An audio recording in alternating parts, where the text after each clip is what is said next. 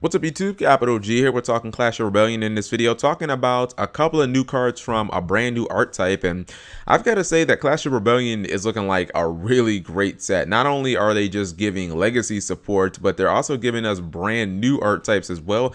This set kind of is like the exact opposite of Secrets of Eternity. Like, everybody seems to be excited about this. I mean, Secrets had Infernoids, and then it was like maybe one or two good cards from a couple of archetypes. Like, you got Gungnir and Monolith, but when Dingo was garbage, and there really wasn't much else in there. I guess, Diamond was pretty good for Tellarknights, but everything else, it was just like one good card for an archetype. This set seems like way more consistent and better just across the board. So at first I thought these guys were like part of the Ignites because, the dude has kind of like this spear attached to his arm, but then I was like, okay, wait, it's a dragon and all the Ignites are warriors, so the guy can't be an Ignite. Anyways, he is obviously a Synchro. I think the card art is just amazing. And you know what's cool?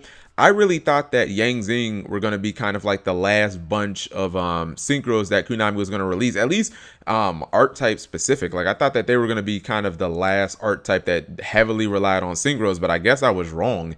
Konami obviously is not done with that mechanic, and I mean, why should they be? It was one of the best mechanics that ever come out of this game, and it's still quite amazing. And it just goes to prove that Ophion will continually get better forever. As long as Konami is going to continue to support the fusion and synchro mechanics, Ophion will never become irrelevant. That card will always be good. So as you see, explosive Dragoknights, Ignister Prominence. It's a fire dragon synchro, level 8, 2850 attack. So that attack is just beastly. 0 defense, but I mean, I'm okay with that. I mean, that attack is fucking nuts for a level 8. That's like, you're starting to get to like Red Dragon Archfiend type territory. But as long as your effect doesn't suck, then clearly you have an edge up on that card, even though that card is, like over 5 years old. Now, it will suck if somebody Book of Moons this card, because you have no chance of survival. They can attack you with anything. But anyways, this guy requires 1 tuner plus 1 or more non-tuner pendulum monsters. So clearly they're bringing the synchro mechanic into the 21st century, as you have to have a pendulum to summon this guy. Okay, so fair enough. That doesn't actually seem that hard. It's just, that you'll have to be running some new cards if you ever want this guy to hit the field. Effect number 1, once per turn, you can target 1 face-up pendulum monster or 1 card in a pendulum zone, destroy it, and if you do, shuffle 1 card on the field to its owner's deck. So basically, it's like Scrap Dragon, just way, way, way better. Because I would much rather put something back in the deck than destroy it. In the game of Yu-Gi-Oh! Now, there's too much stuff that triggers when you can destroy it, or when you destroy it, stuff like Trevor and Dante and all the Burning Abyss and the Shadow monsters. Like, they don't really care if they get destroyed, because half of the time they'll just trigger and they'll summon other cards, or they'll get spells and traps to their hands or something like that. And then actually, this has to be a mistranslation, because it just says target 1 face-up card and a pendulum zone, which, like, no, that can't be right, because that would mean you'd be able to, like, say, okay, I'm going to target your opponent's Cleaford Scout, blow it up, and then I'm going to shuffle a sacrifice back into their deck. Like, if this card literally does that, where it's Scrap Dragon, but you get to pick a card on your opponent's side of the field, that is way too good.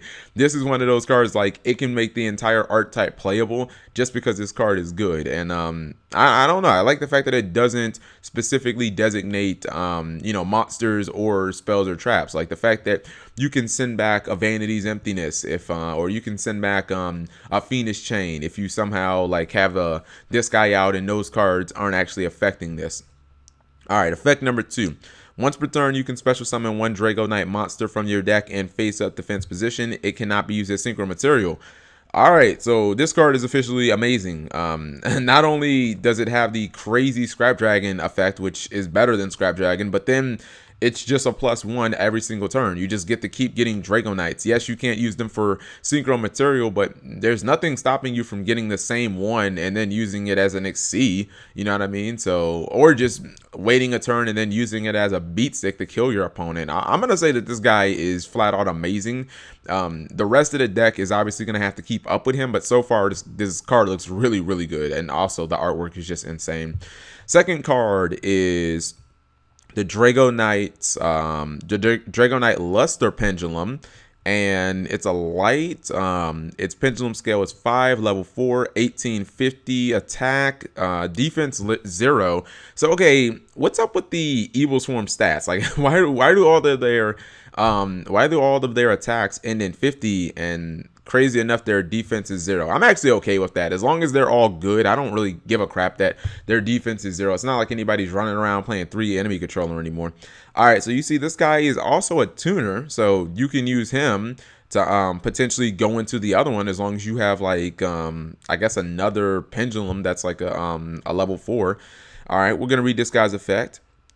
The pendulum effect says once per turn, if you control a card in your other P zone, you can destroy that card, and if you do, add 1 card with the same name from your deck to your hand. Okay, so basically you blow up a card in your other pendulum zone, and then you get the tutor for it. So that's not bad. In case for some reason you didn't have any monsters, this guy becomes essentially like a Rhoda for the same monster.